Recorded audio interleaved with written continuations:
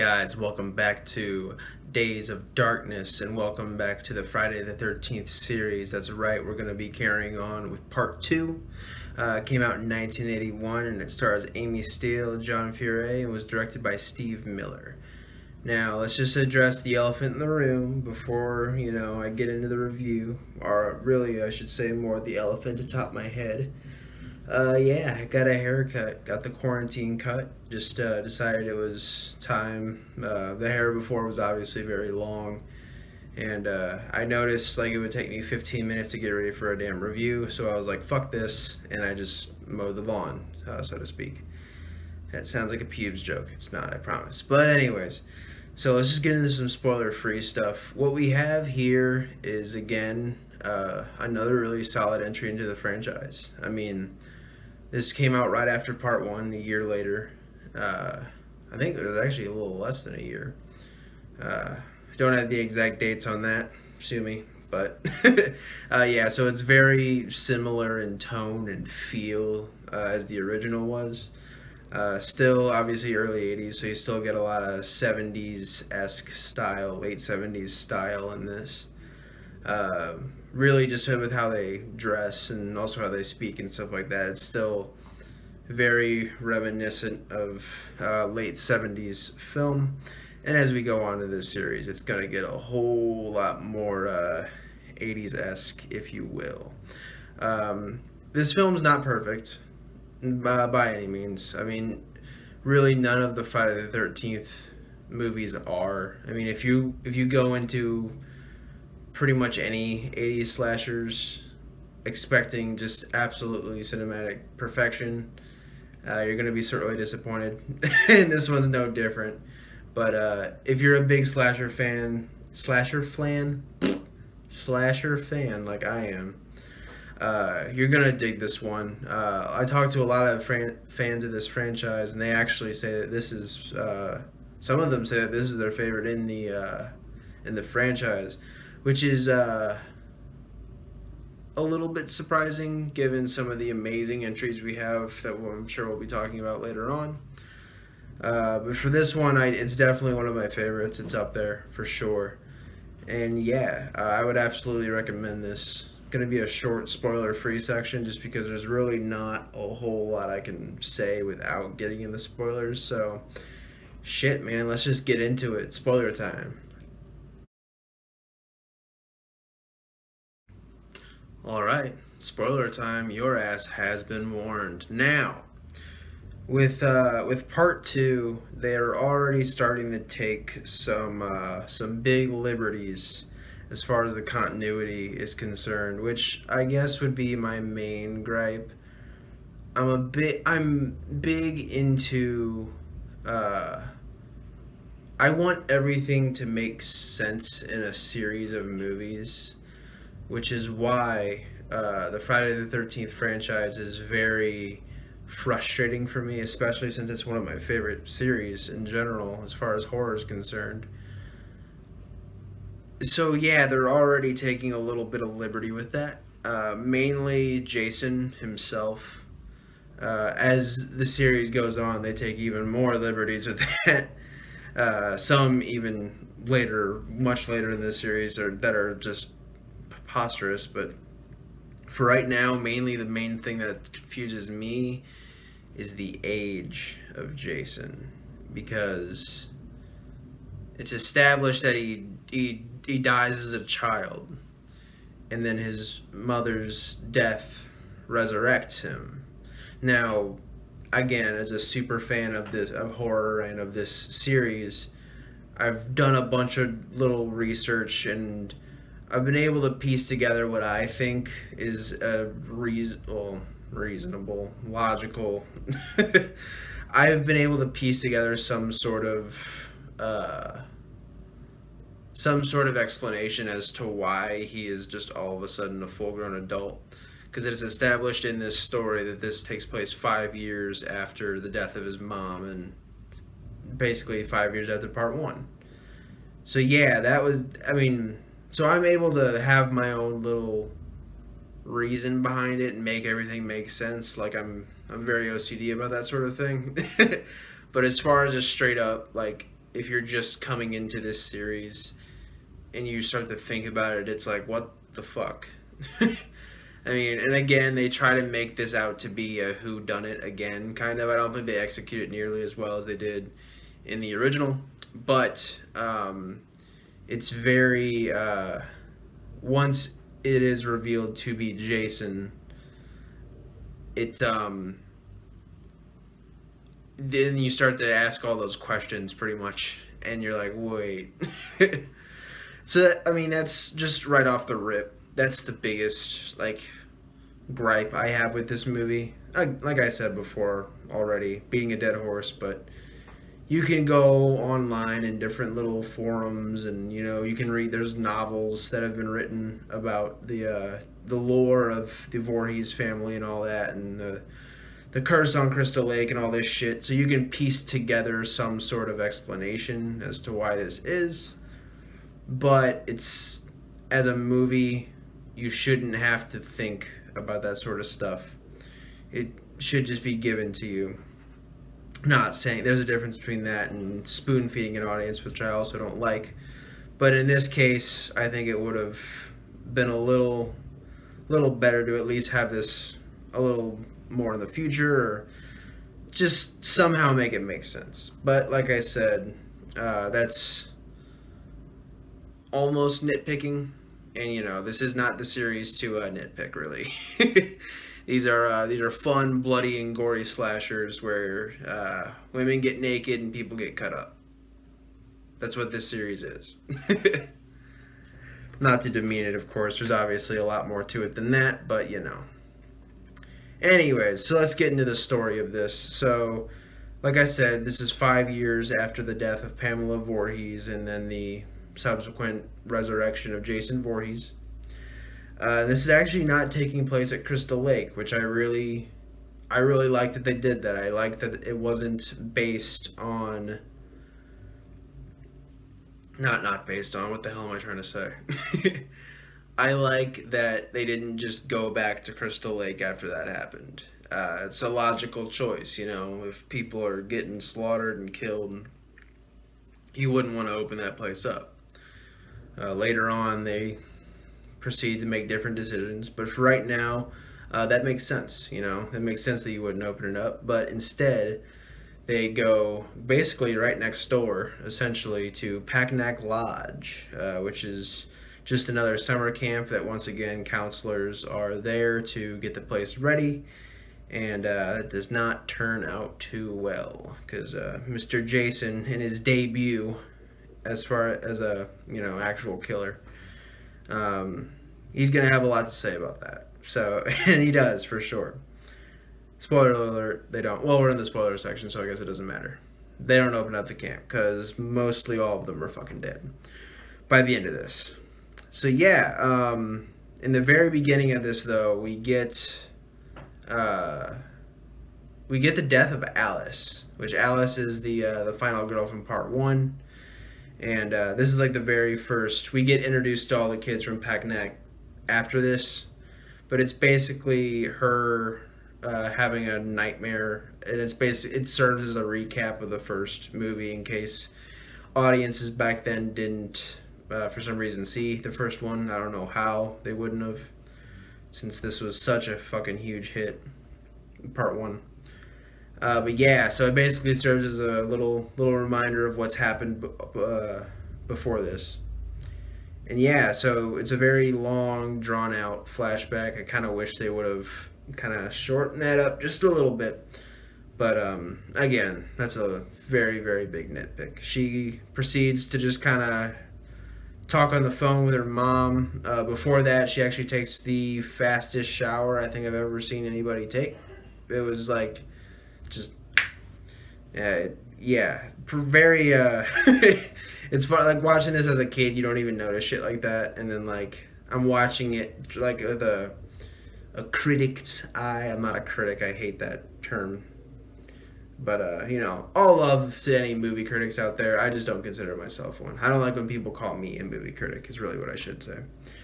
But yeah, so we get a lot of her just kind of dealing with the events of part 1. and it ends with her finding Pamela Voorhees' head in her fucking fridge, which is like terrifying. And she reacts subsequently. We get one last, or she reacts appropriately, I should say, and we get one last very fitting Alice scream, and then Jason shoves a screwdriver into her head. Now, this is a little bit unfortunate. I wish they wouldn't have killed this character off. I think at least drawing that story out a little more would have been very fitting. Obviously, at this stage, they really weren't, they didn't know how big this series would become. But as a fan, it is very unfortunate that Alice gets killed off in the very, not even within the first hour of part two. I think having that story of Jason hunting down the woman who killed his mother could be very compelling. But unfortunately, that's not the route they took, and whatever, it happens. So yeah, then we get the kids at Pacnac just getting shit ready, and we get some kills along the way.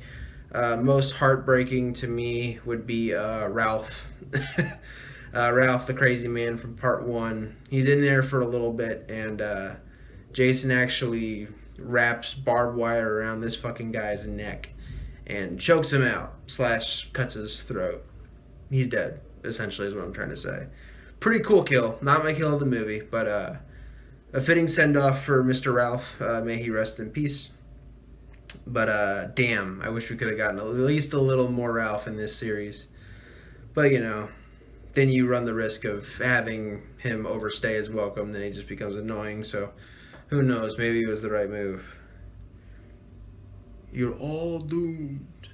Love Ralph. But anyways, interesting point here, and it's actually kind of nice. Like, it's weird that they do this, but I think the imagery that comes along with this is actually pretty cool. It's very subtle, but I like it a lot. So there's like a shitload of counselors, excuse me, not kids. They're like teenagers, basically, even though most of them are probably in their late 20s. But anyways, they're teenagers. There's like a shitload of them. There's a lot. And half of them end up taking one last night out on the town before they have to get to some serious work, as Mr. Paul states. And yeah, half of them just leave. Very, very surprising. I think there would have been potential to have a pretty high body count. I mean, then you run the risk of having just completely empty characters. But not a lot of there are even some characters that stick around that really don't have a whole lot of depth. They're very one note. I mean, it's a slasher flick. What are you going to do? But yeah, it was just looking back on it. It's always interesting to me that half of them leave, and it's almost interesting. I'm like, I wonder if they would have taken an approach where part three was maybe, like, if they would have switched up the ending a little bit to part two, and maybe part three is like a direct continuation of that. I think that could have been pretty interesting, but again, not the route they chose, and I love this series, so I'm not griping or anything like that. It's just, I always wonder if they could have done more with some of those characters, especially the redhead guy. I can't remember his name, but he's basically the goofball clown guy. I'm like, usually that guy gets killed, but he leaves, he goes out in the town and parties and has a pretty fucking happy ending as far as people in Friday the 13th are concerned. But yeah, so we as night falls, half of the counselors leave and half of them stay. And then we get this very cool shot. When the last person leaves, you just see Jason's shadow just slowly pan across one of the pieces of the porch. It's very, very ominous, and it's basically telling you, alright, I was killing some people before this, but now the shit is on. And holy hell, yes it is. Wanted to talk about some of the characters as well. So I said before that some of them are a little bit one note, which is true. Mainly, I'm thinking of Terry. who's essentially just there for the nudity. She's the hot chick of the film, which, not complaining as a dude, but it's still just a little like just there to be boobs, essentially. And also her suitor, Scott, is essentially just a pervert. Uh, there's a little bit of charming banter between the two as far as like him just trying to get in her pants pretty much. But it's formatted, it's supposed to be comedy, but I'm like, however, the opening is pretty. Uh, Scott's just very off-putting. Like he's constantly like creeping around and kind of looking at her and shit, and just any interaction they have, he's just a sleazeball, and he's like. The very first introduction we have to them is just a gratuitous shot of Terry's butt in some booty shorts. Again, I'm not complaining. However, you see Scott just creep out of some bushes. Again, very weird. And he just takes a slingshot and just fucking just and this is like a little rock just hits her ass. And I'm like, that would actually probably hurt like pretty bad. I've been hit with a slingshot before and it does not feel good. Not on the butt, but I have been hit with a slingshot before, so I think that her reaction would be a little more pissed off, but I think she kind of likes him too, so, whatever. But besides that, all the characters, there's no one in here that's like offensively bad or anything though. Like I just ripped on them a little bit, but their interactions are fine, they're whatever. There's nothing really compelling, but it's like there's nothing that's grossly offensive or anything like that. As far as like, there's no like horrible characters. We have Paul, who's just the upstanding good guy of the film. He's basically the lead counselor. He's the one in charge of everybody. Very noble guy, very heroic. And he's essentially just a cut and paste good guy, And we have Mark, who's in a wheelchair. He's a former football player, I believe. Yeah, he's wearing a football jersey, but a former football player, now reduced, I shouldn't say reduced, now confined to a wheelchair due to a motorcycle accident. And he's, as far as like nice, like he's a pretty good dude, which makes his eventual demise even that more heartbreaking, which we will get into later. A little bit of a spoiler alert in the spoiler section, but anyways, also his suitor, I can't remember her name. Oh, this is gonna drive me nuts. I remember some of the like the ones who like stick out to me. I remember their names. I don't remember. She was super cute too. She's like her interactions with Mark are just adorable. Like she's hitting on this dude heavy, like super. Like she is into him, man. Some of the shit they say, like I like their interactions way more than Terry and Scott. Like there's just a cute little like flirty couple of teenagers basically. And I would say that there's also another element of like, aw, because he's, as I've said before, he's in a wheelchair and she does not give a shit. She thinks this dude is just, whew. Yeah, she does not seem to care whatsoever, which makes them even more lovable. And yeah. And most notable of all, I want to talk about Jenny, who's the final girl. Very far cry from Alice in the original, which is not a bad thing. Alice was very much so typical, kind of just run for your life and scream your fucking head off, and then eventually just muster up the courage to defeat the bad guy. Which, the bad guy in that one was Pamela and not Jason, which I really would have liked to seen how Alice could have matched up to Mr. Voorhees. We see how she musters up to him. She never even really sees him. But yeah, again, I think that was a face off that we as fans definitely missed out on. But you know, shit happens, right? But anyways, far cry from Alice though, and that's not necessarily a bad thing because Ginny is honestly a very very strong and capable character. I mean, she's obviously afraid. There's a moment in this movie towards the end where she literally like pisses herself. She's so terrified, but she's able to carry on. And I also like the element of her studying child psychology. She's a college student, so she's able to kind of she believes the Jason legend. At this point, he's still just a legend that no one really believes, but she like is not convinced, but she's like, hey, what if there is a Jason? And you know, she uses that education she has to be able to dissect why this dude would be so fucked up. And yeah, so there's definitely some cool character moments with her, and I feel like they kind of missed out on giving Paul a little more depth because Paul and Ginny are in a relationship, sort of a secret one because you there's a moment in this film where Paul's like, "Hey, I can't be fraternizing with the staff," and just kind of teasing her, and then they make out and whatnot.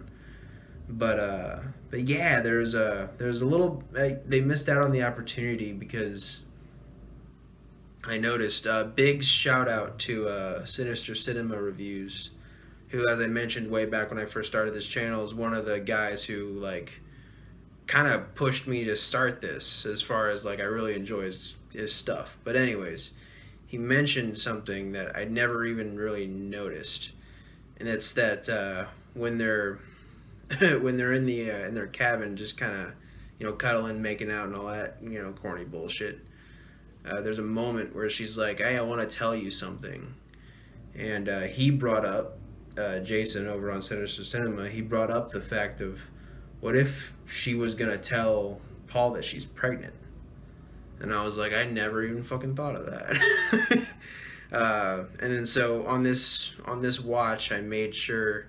Obviously, I watched that review like years back when it came out, but on this watch and every time I've watched it since, I've like just kind of thought to myself, I'm like, man, they really could have been on to something there if she would have like told him, hey, I'm pregnant, like, because I mean they make it pretty clear that that's this sort of thing she's about to say just by how she's talking and everything. She's like, hey, I need to tell you something, and then she gets cut off by him just making out with her more.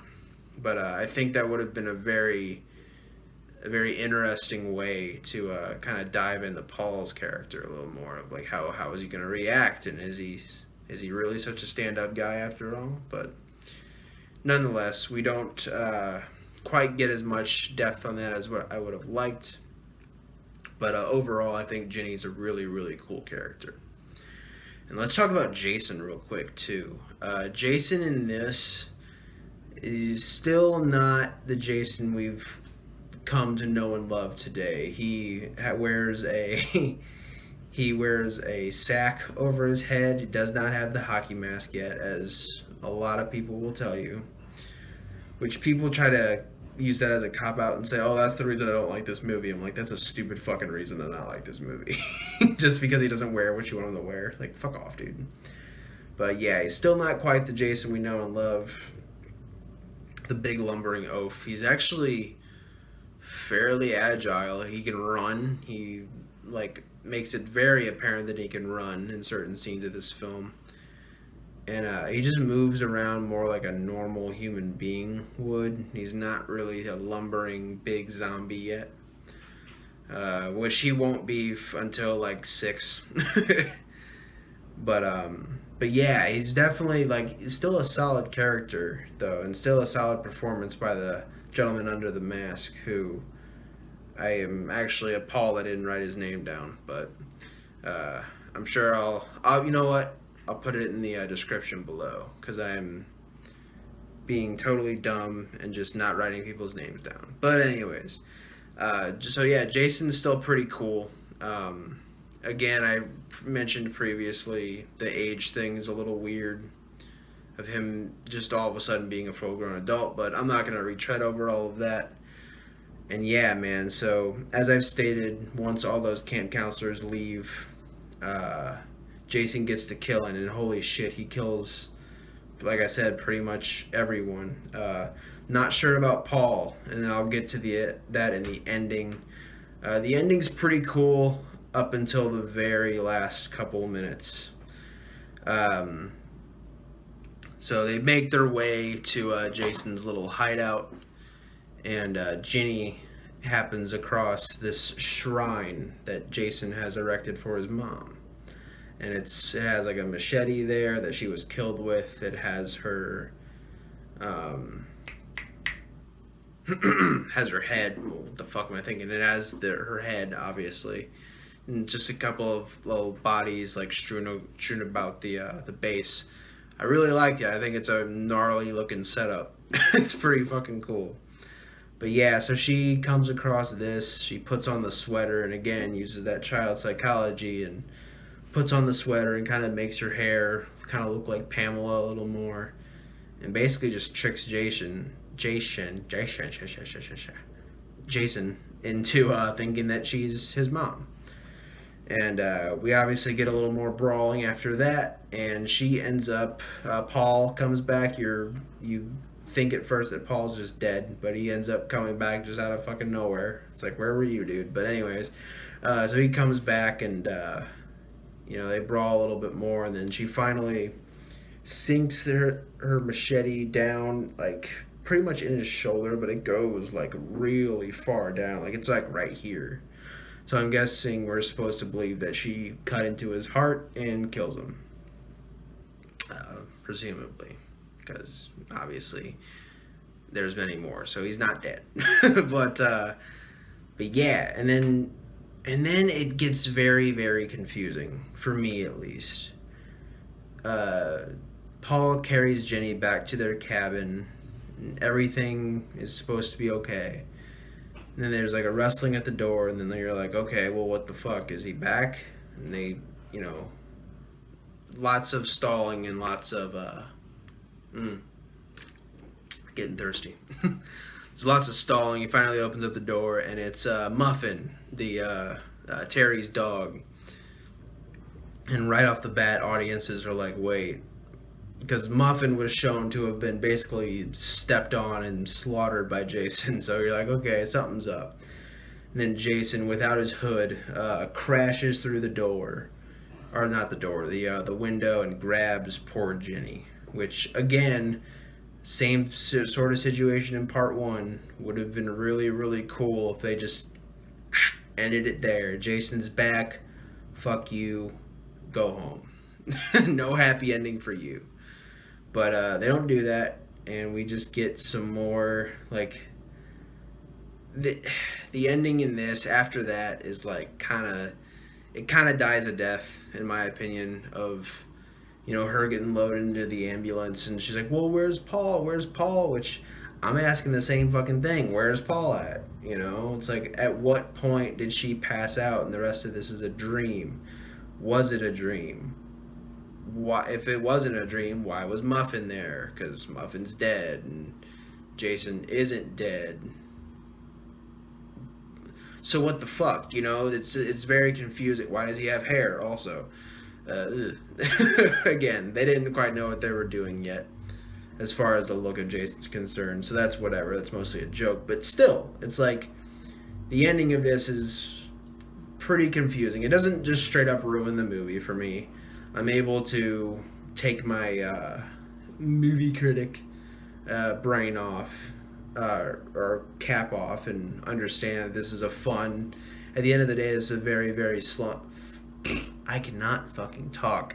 At the end of the day, this is a very, very fun movie, but that ending was very just confusing. It was massively confusing to me.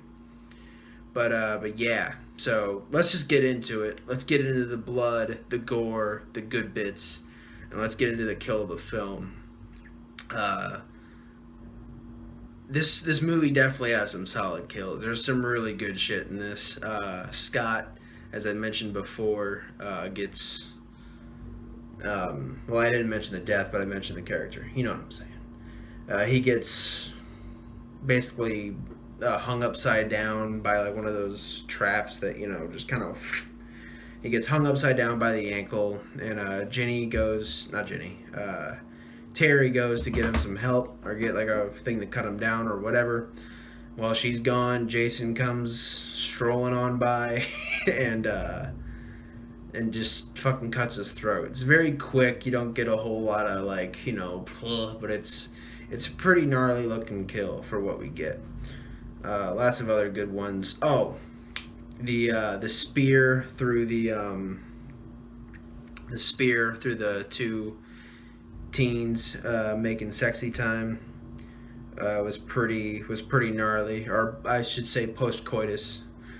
I want to get that. I want to try and get that saying in every one of the Friday the 13th reviews. Post coitus, the post coitus teens just rams a spear right through both of them. 2 for 1, baby. Killing 2 birds with 1 stone. That boy, Jason. Yeah, just a lot of really good ones. Like I said before, the Ralph kill with the barbed wire. Alice's death in the beginning with the screwdriver in the head. Lots of really cool shit. Pretty abrupt cuts to him. You don't get a lot of blood and gore, which is why my personal favorite kill of the film is gonna go to Mark, Mr. Football himself. So he's out looking for his little boo thing, because they have agreed that they're gonna get it on, but he does not get the chance to, because he's out looking for her, and Jason just pops up out of nowhere. Again, if you have your logic cap on, you're like, how did he not see him if he's on a wide open porch? Fuck you, that's why. Or that's how. But but anyway, so he's out looking for her and just get it some machete, just bam, right fucking, like, not like this, not like that, but just a zigzag sort of machete shot right to the face. Literally gets embedded in his skull. Jason just lets go of it and he goes tumbling down the stairs, which is so cruel. It's like, fucking really? Like, you had to put that in there. I'm kidding. Yes, you did, because it makes it incredible and very fucked up. That's why I love it. And yeah, so that'll do it. Friday the 13th Part 2. Not a perfect one by any means. Like I said before, none of these are. But man, Part 2's up there for me. So that'll do it for that one, guys. Next time, we're going to be doing another request, and it's going to be my good friend Scott Hewitt, who requested me to review Split, my first M. Night film, which I am very excited to get into. And yeah, just stay safe, guys. Take care of one another. Keep watching horror. All right, have a good one, guys.